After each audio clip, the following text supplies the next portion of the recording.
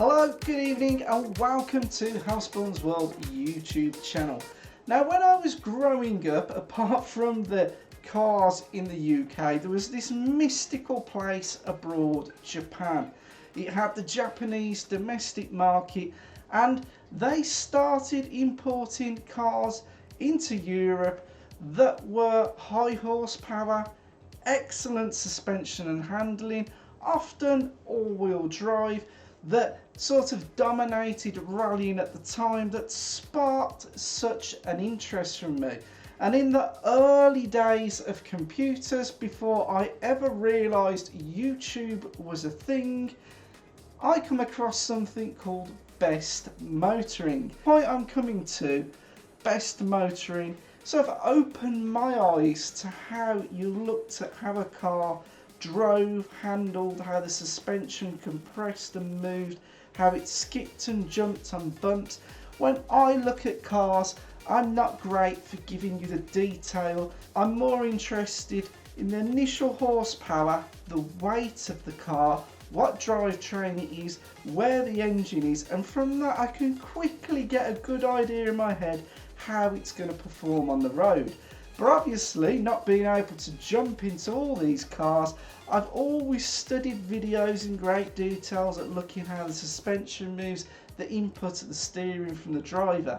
Now back in the day, to see a little square window in the corner of the video with the pedal box and the driver feet and his reactions to the steering, the turning, pedaling, to me was amazing. And best motoring first ignited that sort of video to me. Anyway, with that massive introduction, I used to watch best motoring videos. It is, I swear, a God's honest on my life here. This week I have only discovered there is a best motoring YouTube channel.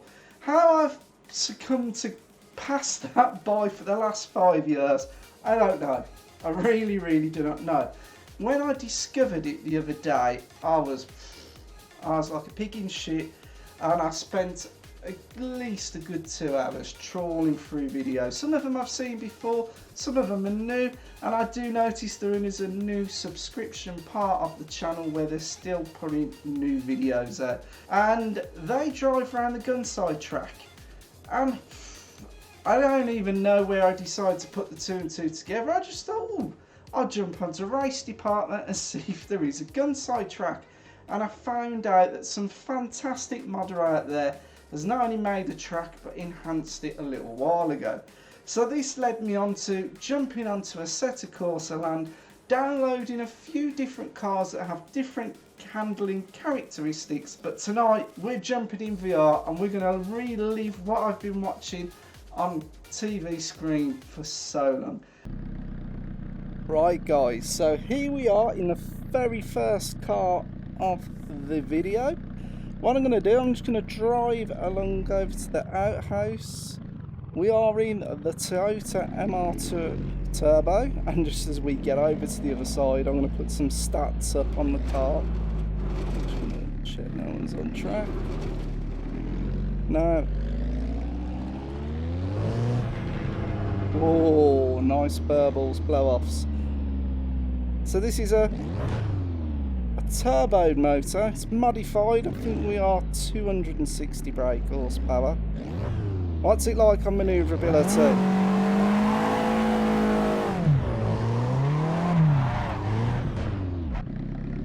So rear drive, car will turn on a 9.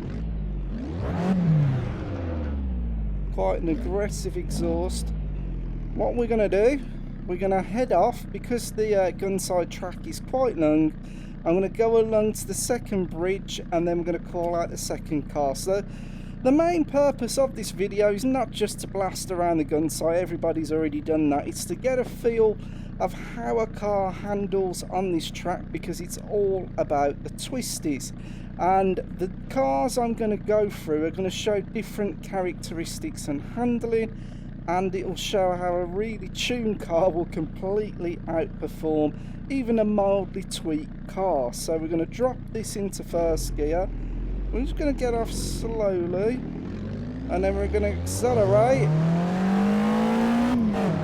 So this turbo car gets up to about 7,000 RPM, a little bit of runoff, and I'm going to turn it in. Now I've got to be careful because this is rear drive, and if I stamp on the low pedal too much, it's going to step out on us like that. We're accelerating downhill. I want to get on the brakes and slow this down enough so we can get turned in, back on the power. So far everything's quite civilised. I don't know if there's a limited slip diff in this. Coming in a bit hot there, we're going to bleed a bit of the speed off just so we can get around this corner. Now we're going to have to drop it down, not get the rear kick in. It's quite a sharp turning, dab the brakes, back on the power, pushing it round. Whoa, whoa, whoa, whoa, whoa. Nearly lost the rear end there. Keep pushing. Still not going to push too hard in this section. I'm going to slow the car right down now. Oh, rear coming round again. And this is where we can really jump on it now, accelerating hard. Should get a bit of air here. Right, we're going to, whoa, whoa, whoa, start slowing down to third. Now we really want to be on the brakes here, otherwise we're going to end up crashing.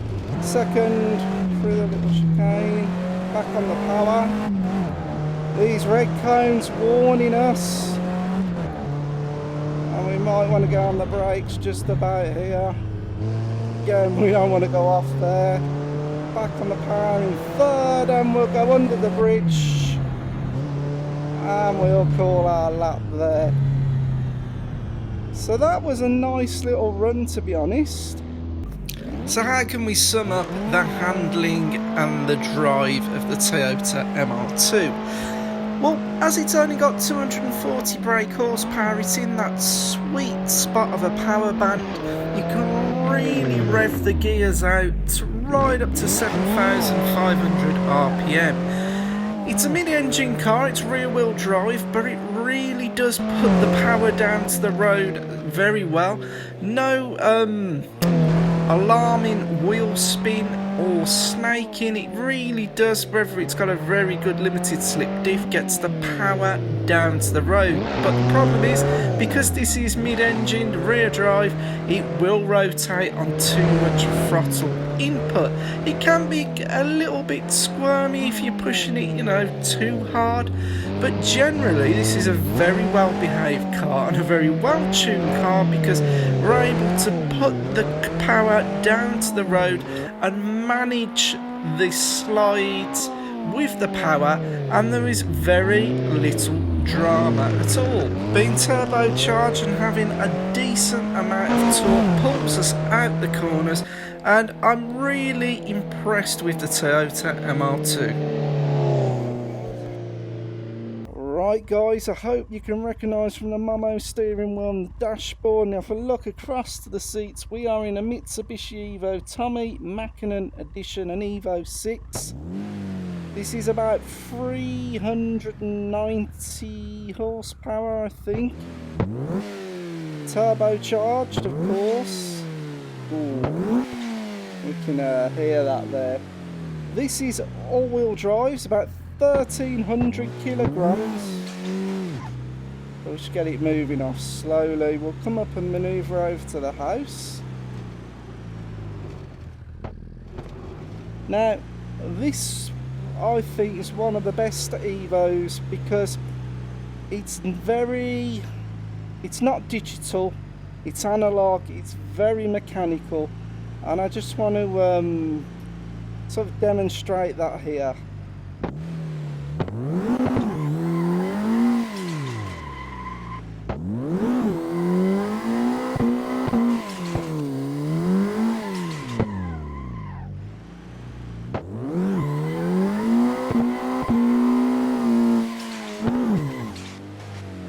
Oh, I love it. As you can see, highly manoeuvrable, power to spin all four wheels and get us around. But of all the Evos, this one, although it's darty, it's point and shoot, you've really got to be on your game with this. You've got to place and control where you want the car. Where other Evos, you point them and they take you to it. They're a lot more glued to the road. They've got better road handling. This is a car that moves about underneath you. It dances and it rewards a driver who knows how to drive it. So, right guys, for this run I'm not going to talk. I've already tried this a few times. I really need to concentrate in this Tommy Mackin edition because of the speed. We'll do a bit of an analysis at the car on the other side. Now I'm just going to move off gingerly. I just want to... It's got quite some turbo lag. Once it's post, it's on song, and it's like a fucking missile.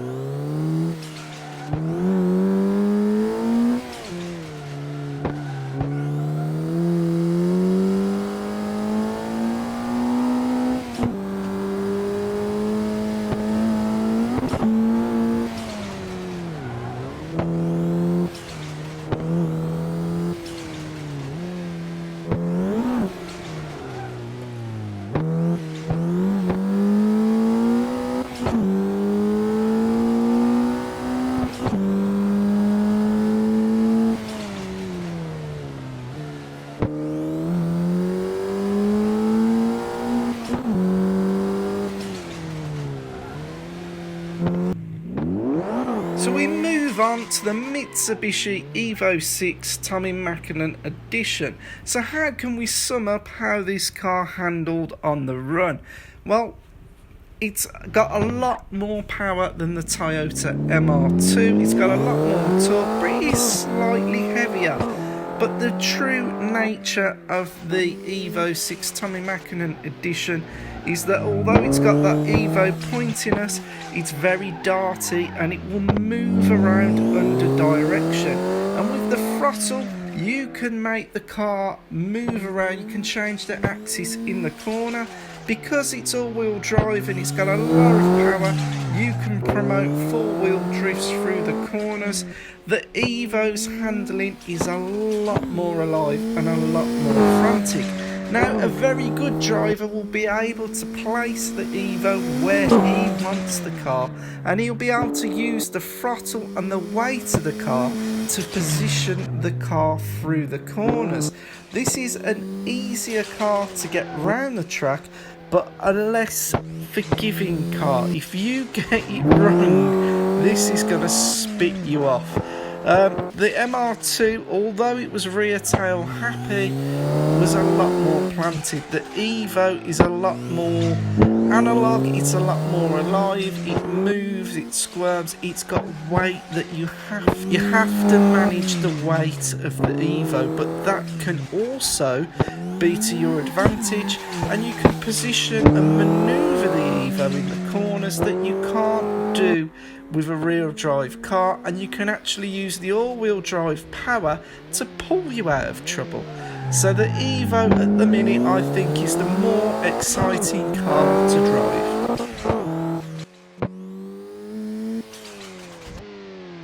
Okay, for the very final car in tonight's video, we are in the Honda Civic Type R, the EK9, but this is a turbocharged version of absolutely tuned version for the track.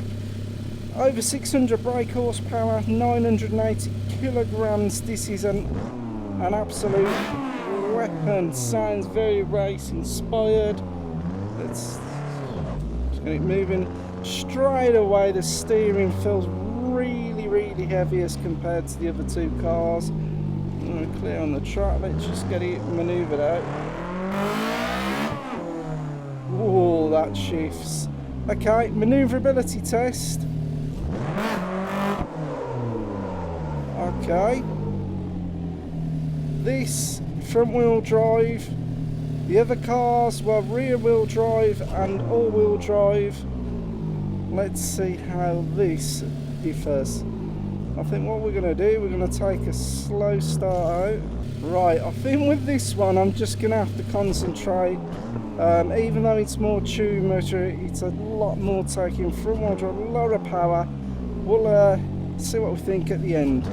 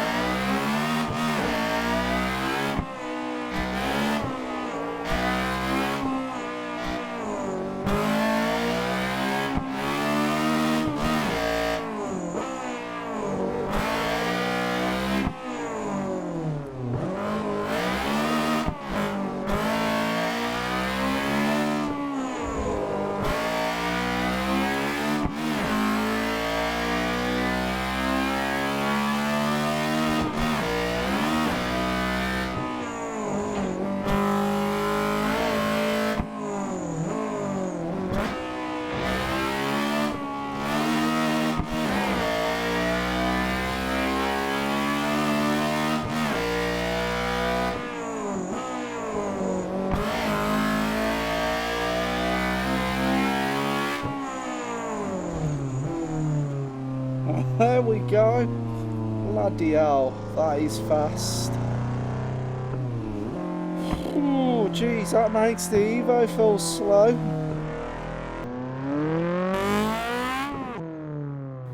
Okay, so we move on to the conclusion of the Honda Civic EK9 Type R Turbo.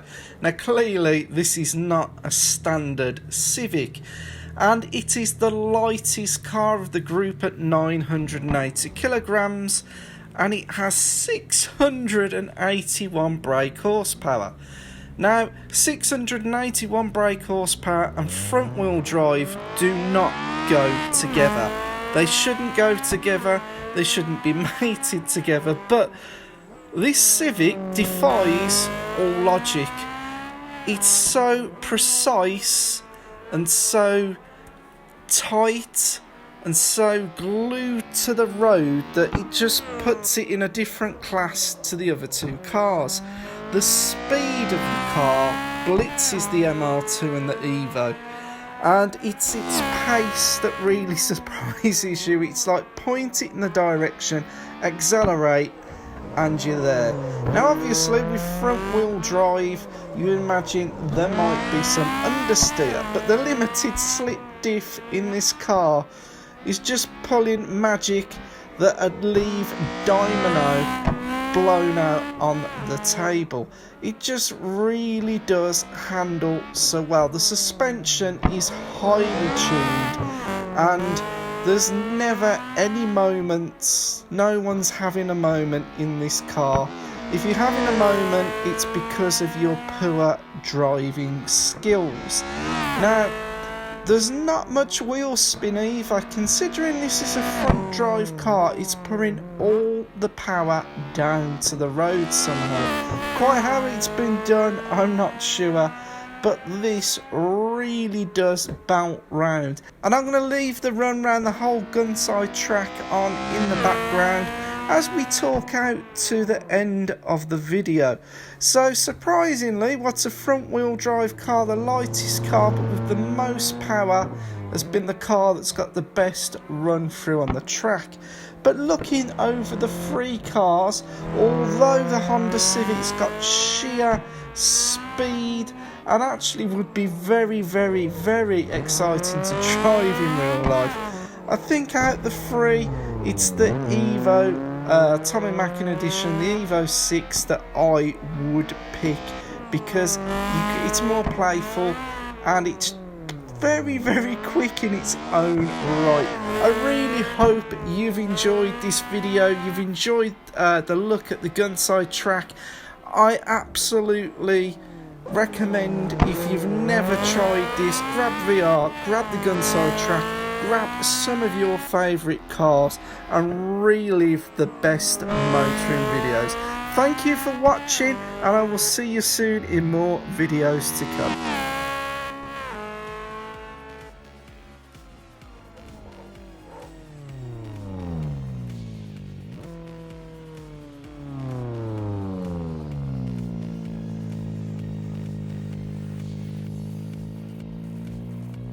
Don't forget to like, subscribe, give me a thumbs up and hit the notification bell.